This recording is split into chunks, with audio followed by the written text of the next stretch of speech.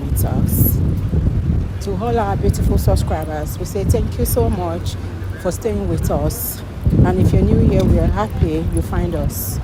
Please don't forget to like, subscribe, and hit on that notification button so that you will be notified for more upcoming videos. In the comment section, please no derogatory comment. Thank you for watching.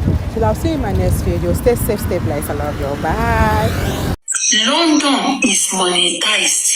Ẹ̀yin tẹ́ bá wà ní London, àkáǹtì yín ó wà monetized. Tẹ́ bá ti pé 10,000 and above, ẹ máa gba owó ń bẹ̀. Iṣẹ́ tẹ́ kẹ́ kọ́ṣẹ́ lọ́wọ́ mi, kọ́ṣẹ́ ẹ bá mi nídìí nǹkan. Ẹ fẹ́ máa jẹ ju olóró lọ. Comfy, let me tell you for good today, I am not a blogger. Anybody blogging like you people on social media, ibi ìnira lọ́lọ́run fi àtijẹ yín sí. Ibi àtijẹ because owó bẹ̀lẹ̀ yín wà after.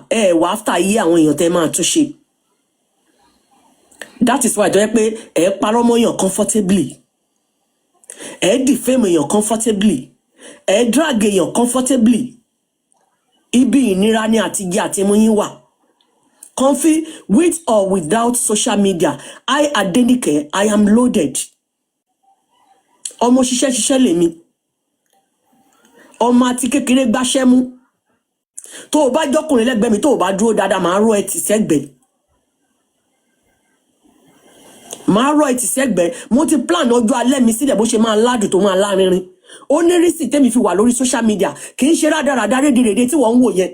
Comfy, ìwọ connect mi mọ́ Facebook page ọmọ ẹ kí n bẹ̀rẹ̀ sí ní tag àwọn ọmọ ẹ ní gbogbo nǹkan tó ń ṣe lórí social media kó wo bóyá inú àwọn ọmọ ẹ máa dùn síṣẹ́ tó ń ṣe pé owó tó fi ń ràn wọn lélẹ́yìí. Ìwọ jẹ́ kí n mọ page ọmọ ẹ àbí school tọmọ ẹ ń lọ ní Nàìjíríà kí n bẹ̀rẹ̀ sí ní post kí n bẹ̀rẹ̀ sí ní run ads lé lórí kó máa dé gbogbo bí táwọn ọmọ ẹ wà ní Nàìjíríà even without knowing where your children are going. Mo máa bẹ̀rẹ̀ sí ní máa ṣe write up lórí ẹ̀ ń sìn máa tag gbogbo àwọn ìlú yín. Dusseldorf, German embassy tó wà island níbí báyìí, mama tag gbogbo everybody, gbogbo Ìbàdàn, gbogbo ìlú tó wà ní Ìbàdàn, mama run ads lórí gbogbo post tí máa ṣe fún ẹ. Kó lè máa go viral so that àwọn ẹbí ẹ náà lè máa ríṣẹ́ ìbàjẹ́ pé owó ẹkún ló fi ń tọ́jú wọn ló send sí Nàìjíríà sí wọn just because you are desperate to make money. Wàá parọ́ mọ́yàn, wàá ṣépè. Mo ń bọ̀ ẹ jẹ́ bá wá àwọn ìpè ẹ lọ. Kí ni mo tẹ̀ ń wá kiri lórí kíní gan mo wà lórí social media lórí Facebook máa ìtẹ̀lé ń bẹ̀. Mo ti ṣiṣẹ́ ọjọ́ alẹ́ mi sílẹ̀. Iṣẹ́ ajé alẹ́ mi mo ti prepare ọjọ́ alẹ́ mi sílẹ̀. Ìwọ ni kó lọ ṣiṣẹ́ ọjọ́ alẹ́ wàá jókòó ra pàtàwọ̀ ní time fún rẹ. Abẹ́ ẹ̀ máa rùn ni. Ó lè ló jà. You stole. Ṣé ń gbọ́ ó ní olè ni mo jà mi ìjẹ́ yẹn kọ́ ni mo bá wá ń sìn. Ó sì kú statement kan tí mo fẹ́ sọ. Àti ìgbà yẹn ni Mr. Muiwa ti yọ.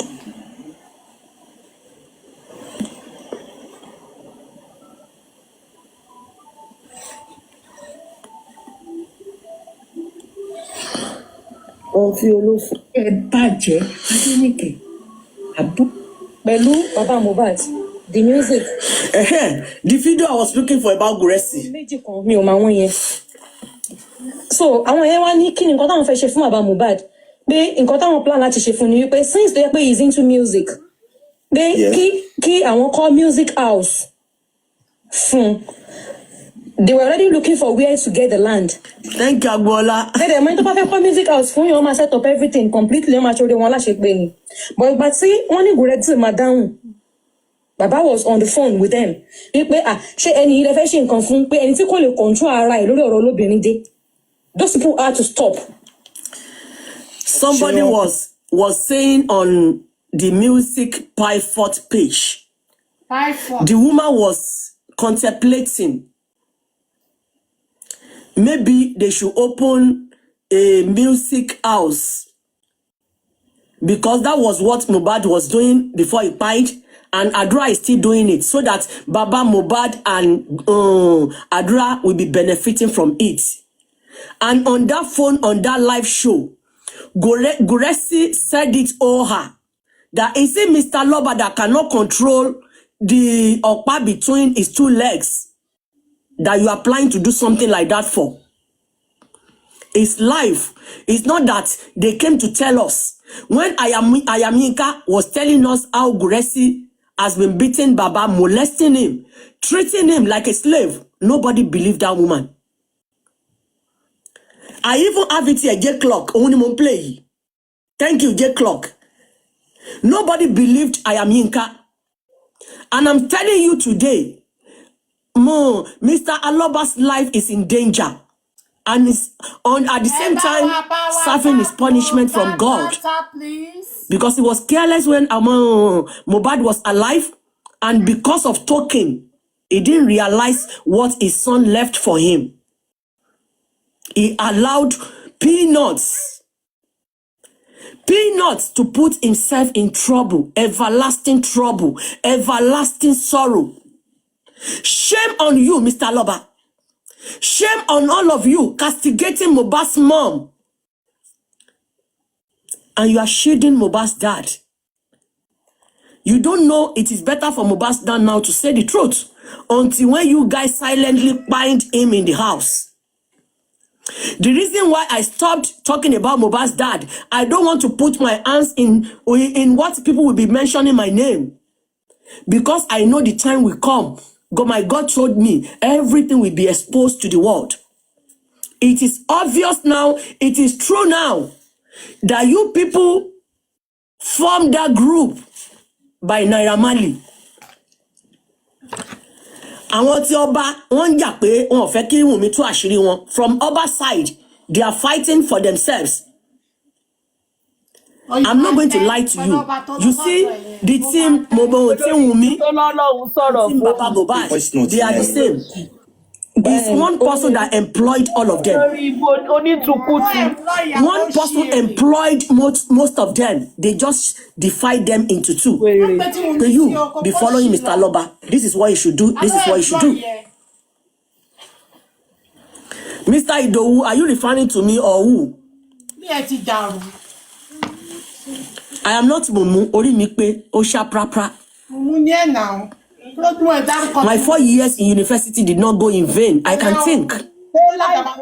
Bukky Jesse came out to tell us nothing but the pure truth in December. Now she has been hijacked by Naira Marley according to the audio that I played a few minutes ago. Guresi started in January. Why everything January?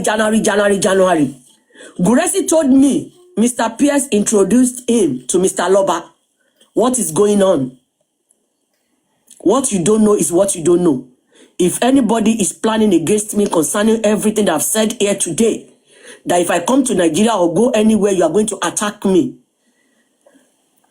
Before the end of this year, I saw too Nishe will be stroke, Toma dying gule.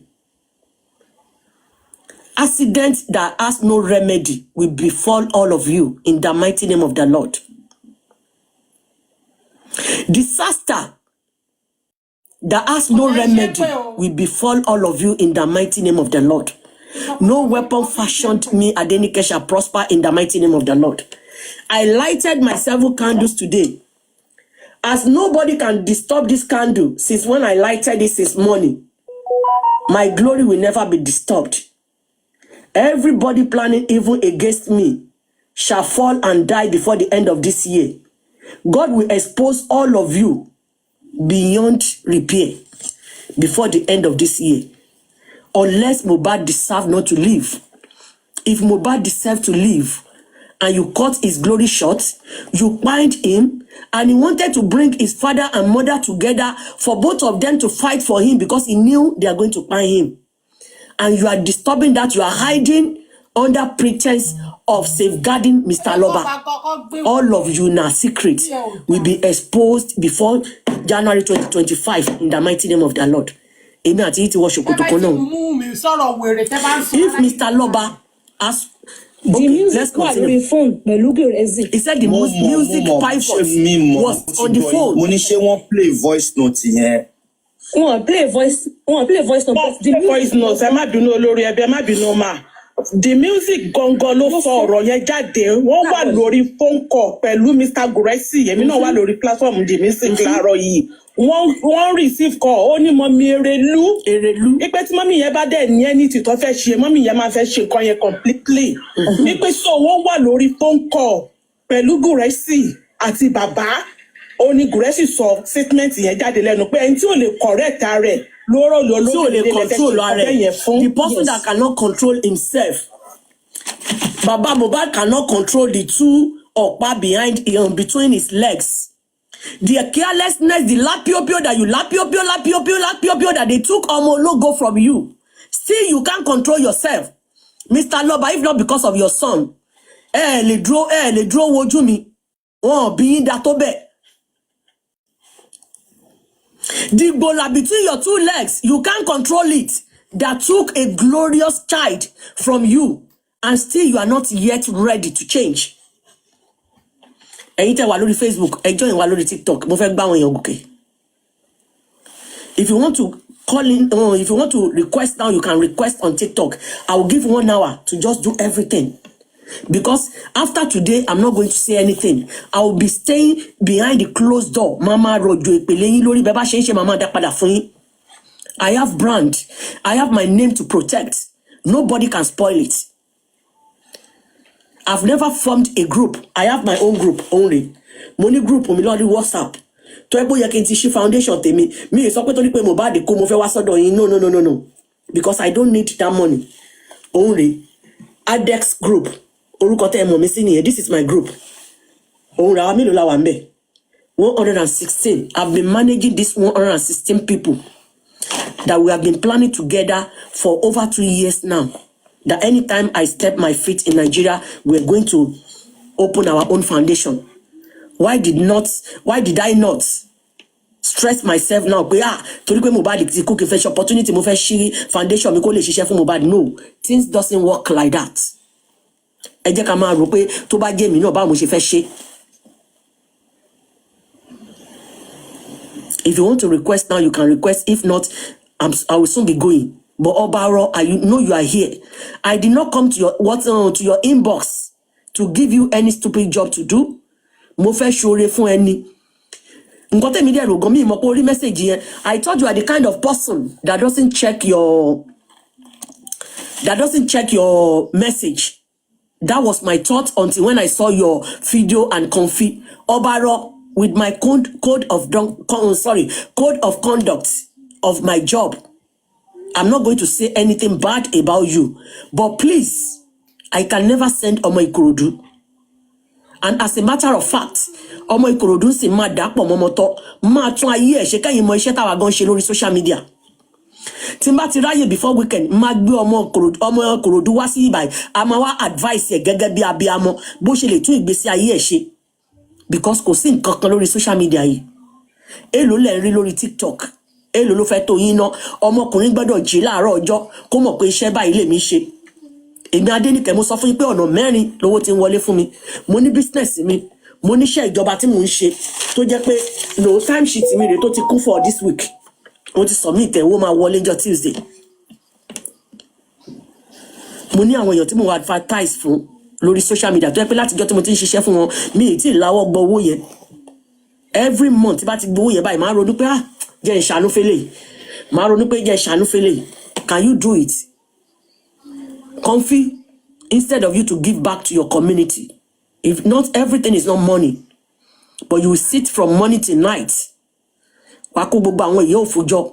Wàá kó gbogbo àwọn èèyàn jọ sórí kíní ẹ̀ wá ní kó máa pè wọlé kó máa ṣépè. Mo dá gbogbo èpè yẹn padà sí gbogbo ìṣẹ̀dá yín tọmọtọmọ.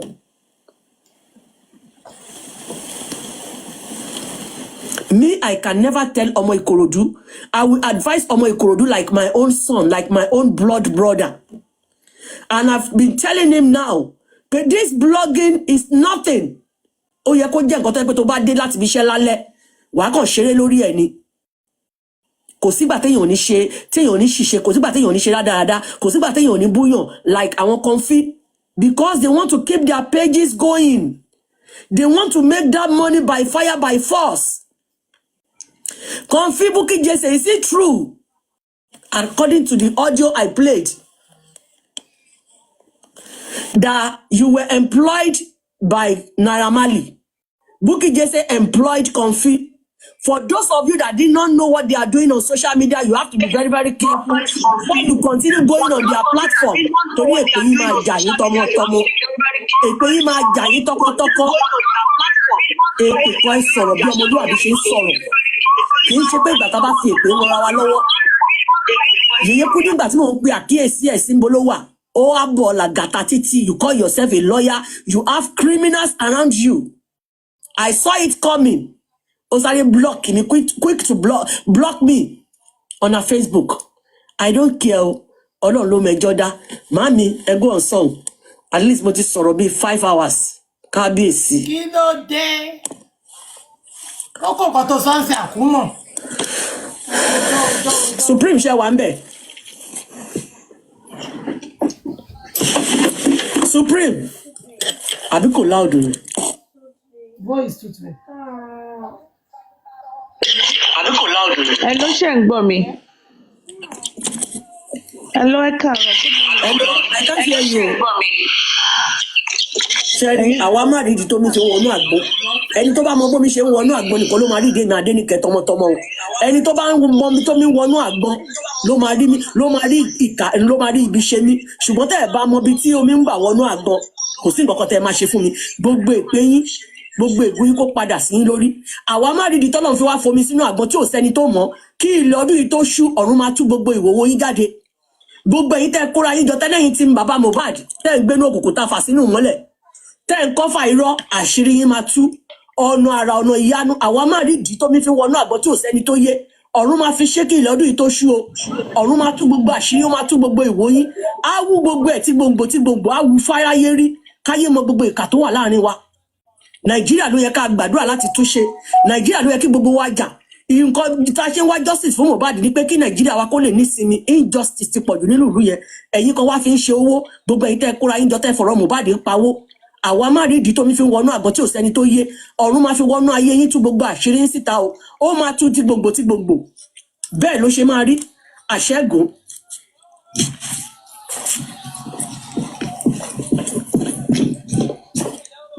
Àṣẹ agbára tí ń jà fún ni lójú oorun àti lójú ayé.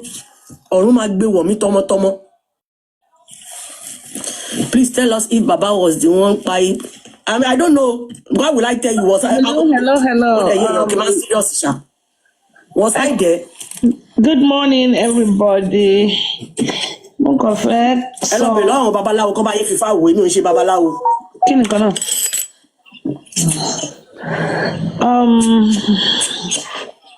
Ẹ káàárọ̀, everybody. I mean, I've been listening to you all morning.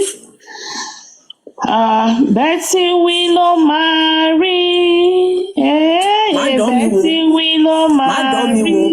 Èṣù má dán mi wò wá tẹ́. Má dán mi wò ẹ lọ ṣe sẹ́yìn. Bó ti jà ṣe fẹ́ sọ̀rọ̀. Ṣé ń gbọ́ mi? Ṣé bó ti jà wà ń bíbá iṣá? Àbọ̀ ń ta fún wa ti network. Ṣé ń gbọ́ mi? Ṣé ń gbọ́ mi? Ó ti Abẹ́ gbàgbára òtún lé ní. Àṣẹ agbára tí ò ṣe é tú fóṣó, tí ò ṣe é tú fàjẹ, tí ò ṣe é tú fẹ́lẹ́bọ lóògùn, tí ò ṣe é tú falágbára ayé, tí ò ṣe é fún níwọ̀jẹ́ lójú ayé, lójú ayé. Mo gbà lónìí kó jáde kó máa jà fún mi tọmọtọmọ, kó máa jà fún mi tẹbí tará àti gbogbo ẹni tó bá nífẹ̀ẹ́ mi. Gbogbo ẹni tẹ́ kóra yín jọ ní kíkó jọ àkóra yín jọ tútú. Tó ní ìmọ̀kímọ̀ kò gbọ́dọ̀ jọ. I can't hear you, bó ti jà. We can hear you, Supreme. They are hearing me. I think you're the only one not hearing me. They said we can. Kí ló wá ṣẹlẹ̀? If you want to call me, you call me, please. Mo sọ wípé na Adenike network kan no, not my network. Betty we no marry. Betty we no marry. Betty we no marry. Betty we no marry. Èyí ẹ̀wí yẹ̀ àrò tí rọ̀ mọ́. Betty we no marry. Can the commenters hear me? À ń kọ ìjà rẹ̀ bá Adenike lò, etí ló ń dùn. Can the commenters hear me? I just want to We can hear you still. Okay. So I don't know why Adenike is not hearing me. Adenike, can you hear me? Get crown. Adenike, can you hear Why are you me? hiding? Adenike is not hearing me. She's talking over me. Adenike, can you hear You me? can hear Supreme, but I can't hear Supreme now. Kilo shele. Èmi ni mo put volume wale o. Can you hear me now? Yeah, we can. Loud and clear, man. Okay, so I just want to say one thing quickly, and let me just give a little diversion to what you are saying. We expect a feedback from the DPP this week. And that is the DPP, even though the appeal file.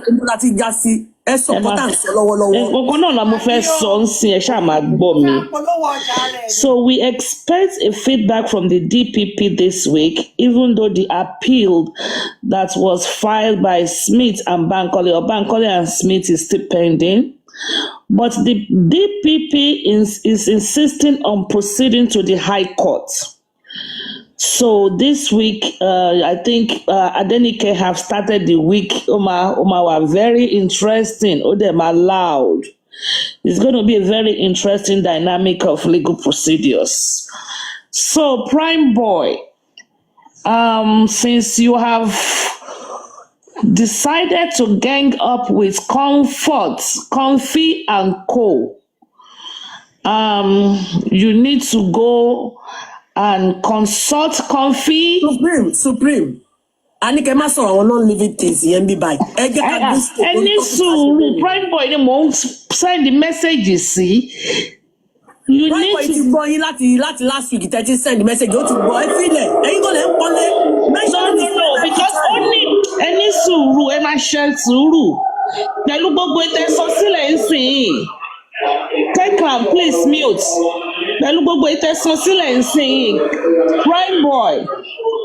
You know, if you still want to continue with your old legal things, you are going to need your appearance fee. Okay? ASAP. I mean, by latest tomorrow. And if your Comfy and Co has gotten you a new lawyer, you still need to contact your legal team, the old one, so they can transfer. You can pay them off and have your case file transferred to Comfy's new lawyer that she has acquired or contracted for you. Okay, so that is that.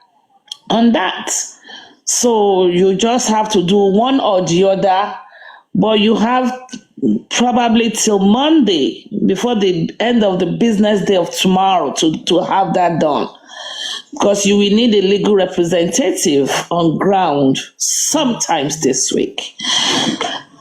Ìyá mi, gbogbo nǹkan tẹ́ sọ yẹn ni gbogbo wa náà ti gbọ́. Kọ́lọ́mọ kìlọ̀ fún ojú rẹ, ẹran rẹ, kí ni nǹkan kan sí ẹ̀mí. Kọ́lọ́mọ kìlọ̀ fọ́mọ rẹ o. If you know your hands are not clean and you do not have a pure heart in this justice for Mohbad, it is better you pack inside, you enter house. Because only Antonio Wamimu àti àyà funfun, those are the only people that can survive this justice for Mohbad. You have spoken a lot, and yes, I know Guresi, because all last year Guresi was not in the program. I just realized Guresi just showed up sometimes this year, and I don't know. But you have spoken very well. There's nothing more to add or subtract other than, if you know your hands are not pure, you have collected money by any means in any form other than maybe you were gifted during while you were hosting or being a panelist, then you need to speak up and return the money. I, for one, I did not collect a dime from nobody. So Àbí a couple, àbí couple mo dẹ̀ máa pè instead of using die. So there's nothing much to say, But Mama. there's another thing I want to ask you, Botija. Ever binu? I'm sorry, because Mama, you can binu, but I just have to ask. Yeah, Why? Because with the way things has been going on for the past week concerning Mr. Pierce, why are you still embracing the NGO? Kí ló dé tí gbogbo yín ò dúró kẹ́tì ẹ̀ kọ́kọ́ wo nǹkan tó ń ṣẹlẹ̀ náà?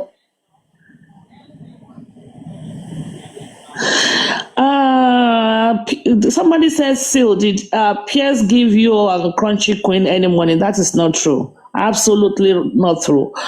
Well, one thing is, I met Pierce on around Justice, maybe around February, March, at this journey for justice for Mohbad. And we talked. We have talked on the cell phone. We talked extensively. He rubbed minds with me. Sometimes before he takes any steps, he used to rub mine with me. And I, for one, he is not anti-justice. I can put my life on the line for that. What do you think about Gracie telling me during our conversation that Mr. Muyiwa, which is Pierce now, that I just realized that was the one that introduced him to Mohbad's dad? What do you think about that? I don't think anything negative about that, because yes, Pierce spoke to Aloba very well, especially during the time of the embalmment petition. I know when I met Pierce, he also came into my inbox and said he heard my submission on Papariano and he was going to support Ada Universe with $500,000 naira. So I gave him the Ada Universe account. But then we continued talking, and when I realized how much he's spending, things he's doing in Justice for Mohbad, I personally told him there is no point to put money in Ada Foundation because we are fighting the same cause.